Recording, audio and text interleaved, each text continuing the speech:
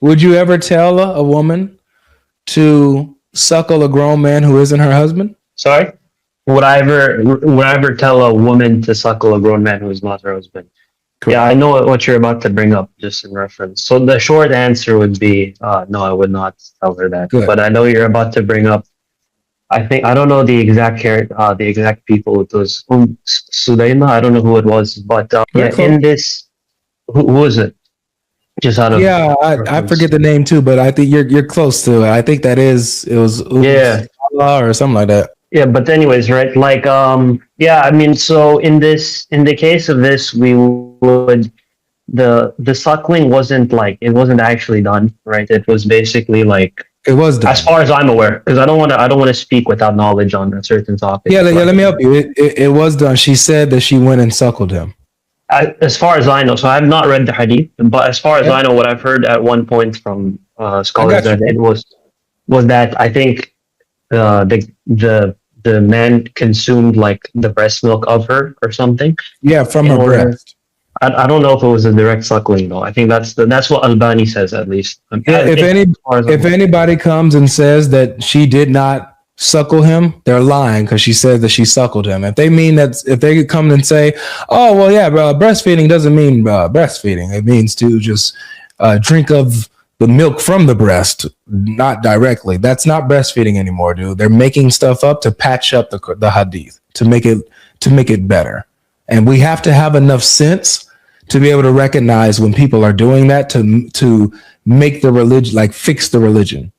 Okay, so like with our critical thinking, we know what breastfeeding is. Breastfeeding doesn't all of a sudden change because it makes the religion look bad. Yeah, but here's the thing, right? Is like, if you look at the commentary from Ibn Hajar and Imam an-Nawawi, and they're what we'd say is they're authoritative in interpreting the hadith. They mentioned that it was put in a cup for him to drink it, and Based that on was what? because he was raised by her. That's because he was raised by her, and after that, it was basically to make it like make her like a mahram. Do you To put it agree that that putting milk in a cup is not breastfeeding? It's not. I don't know how you define breastfeeding, but it's not suckling. It was not You suckling. don't know how we define breastfeeding? Like, yeah, Suckle? if you like suckle on, like, I don't want to be To suckle explicit in the means live, but yeah, yeah, to suckle on yeah, the but breast. like, Right? yeah, suckling is different than putting breast milk in a cup and drinking, right? Like, Exactly. okay, So yeah, so it says that she suckled him. look, so I'm gonna look. I'll answer you like this, because I don't want to be disingenuous, speak without knowledge. So from what I know, is that all of the scholars, including Ibn Hajar, Imam an-Nawawi, that I know of, all of the major scholars, they mentioned that this was not a direct suckling. It was breast milk that was put in a cup that he drank, and and because of that, that's the interpretation. Like I said, now I've not read the hadith. I'll look more into the language of it if it contradicts it. But yeah, the answer is no. So I don't accept the premise that the Prophet ﷺ ordered that, but I'll look into it more. So I don't know that, I'm not familiar with the argument. All right, let's look into it. So, well, I got the hadith right here for you. No problem. Okay. It says, Aisha reported that Salfa bint Suhail came to Allah's apostle and said, "Messenger of Allah, I see in the face of Abu Hudayfa signs of disgust on entering of Salim into our house." Whereupon Allah's apostle said, "Suckle him." She said, "How can I suckle him as he is a grown-up man?" All right. This isn't pouring milk in a bottle or a cup. Allah's messenger smiled and said, "I already know that he is a young man." Amr has made this addition in his narration that he participated in the Battle of Badr, and in the narration of Ibn Umar, the words are, Allah's messenger laughed. Now, here's a continuation of this. If we go to the next one, it says that she went and actually did it. Right? So same thing. Salim has attained as men attain, so he's grown, and he understands what they understand, and he enters our house freely. I, however, perceive that something in the heart of Abu Hudayfa, whereupon Allah's apostle said to her, "Suckle him, and you would become unlawful for him, and which Abu Hudayfa feels in his heart will disappear." So that discomfort he feels with him walking around the house, be gone. She returned and said, so I suckled him, and what was in the heart of Abu Hudayfa disappeared. So she did what Muhammad told her to do, which was she suckled that man. Yeah, man. I think that I have to look into it, bro. I mean, Sure. I would just say that I think that as far as is there could be another narration where it mentions. I don't know. I'm not sure, but I'll say, Yeah, there's nothing else that says anything different from the fact that she suckled him and to suckle him. Nothing says that she poured milk in a cup or something like that and then gave it to him. Yeah. So I'll say this is that I'm gonna be honest. Don't know the answer to the argument. Sure. No, well, there's no. Yeah, brother. There's not an answer for you to give. Like I'm not telling you to solve this. No. I understand your argument, but the reason I'm skeptical, and I'll tell you why, is because for the previous arguments that you've made, I think that there have been some misinterpretations on your part that I can't answer. And because of that, so for example, what I'm saying is that if I don't know something, I'm not going to insist on there being one interpretation. Whereas I feel like you're doing that, at least in the previous case. For this case, I don't know if you're not. I would be disingenuous to make a claim on that.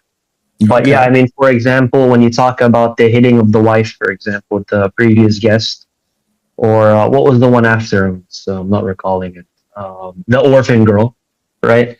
I think there's some clear answers there, But I could provide those if you want. We can have a discussion on that. But yeah, man, I'll definitely look into the hadith of the breastfeeding. But yeah, as far as I know, I mean, the scholars came to that basically, just really quick. So basically, on face value with what the hadith says, you would never tell a woman to do what Muhammad told this woman to do, right? I don't know what the face value of the hadith is because I don't know Arabic. But I would say, if you're talking about directly from the breast, like taking the milk, like if you're I wouldn't tell someone to do that. No. Okay, so then in this case, you're better than Muhammad. No, man, I wouldn't say that. You are. You're better than Muhammad. You wouldn't tell a woman to suckle a man, to stick her breast in his mouth. But see that you're adding the words, man. I don't know. Hey, that's what it is. That's what it means to suckle. We're not dumb, bro. You're a critical thinker. I'm a critical thinker. We know what it means to suckle somebody.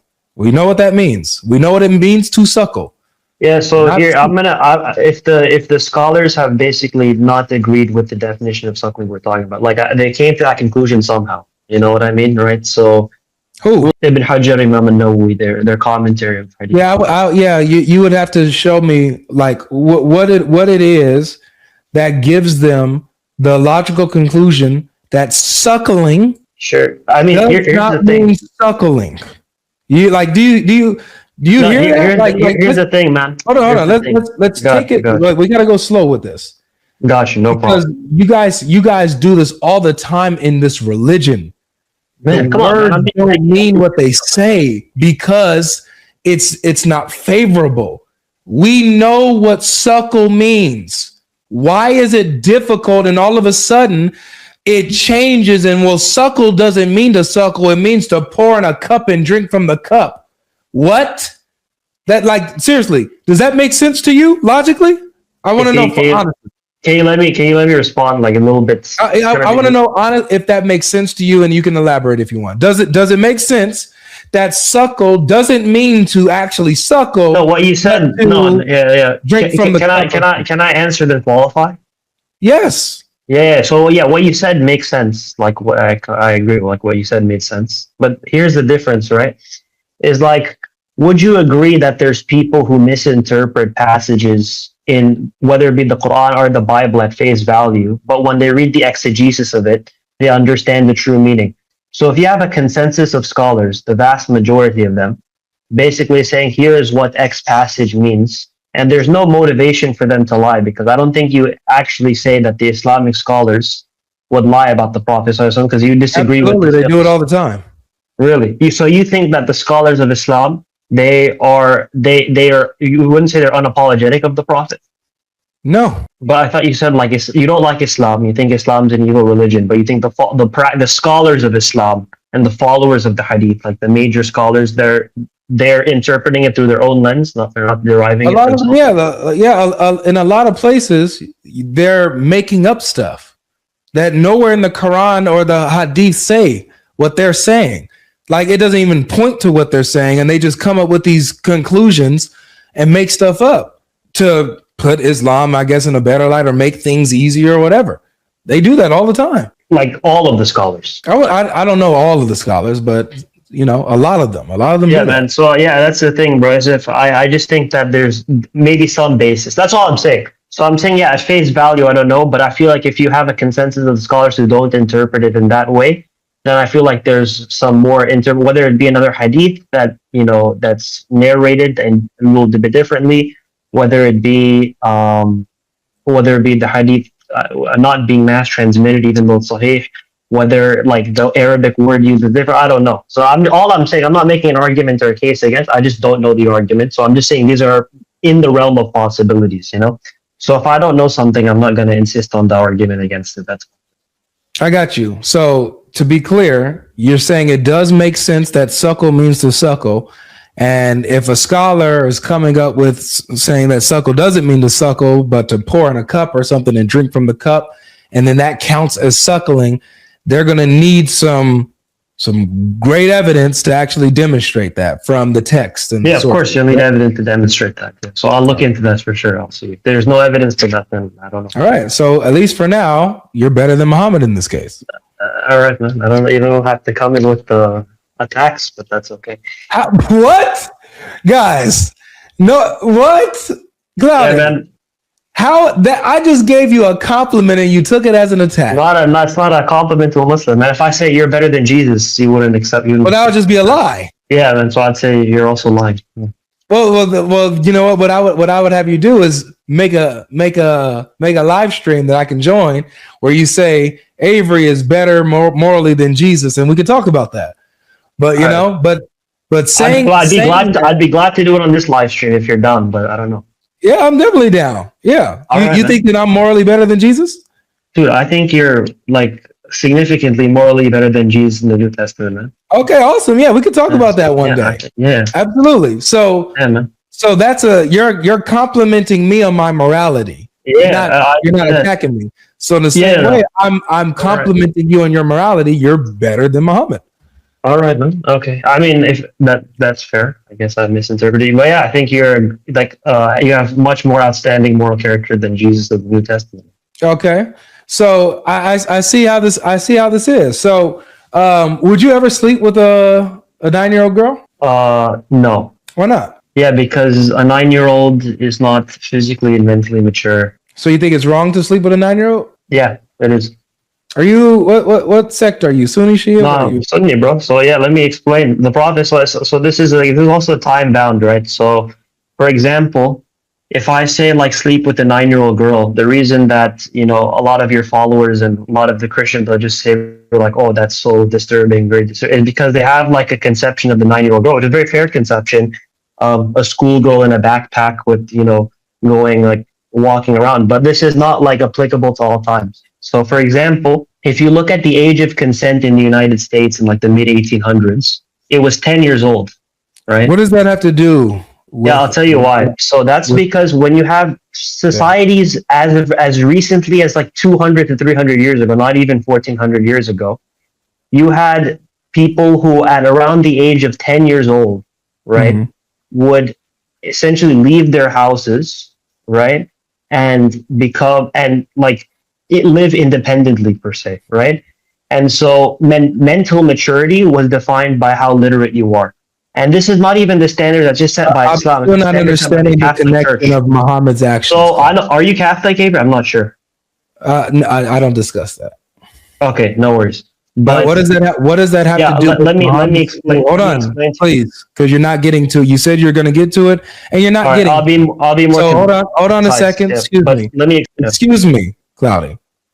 So now I got to get you back on track because you're appealing to United States a few hundred years ago, and this, in society. Sorry, I'll be more concise. Yeah, but go ahead. Is morality subjective? No, it's objective. It's objective. Okay. Yes, correct. So is sleeping with a 9-year-old girl objectively right or wrong? Yeah, so let me answer that. But I can't it's not a right or wrong answer for me. If that's fair. Okay. So, and I'll tell That's you not why.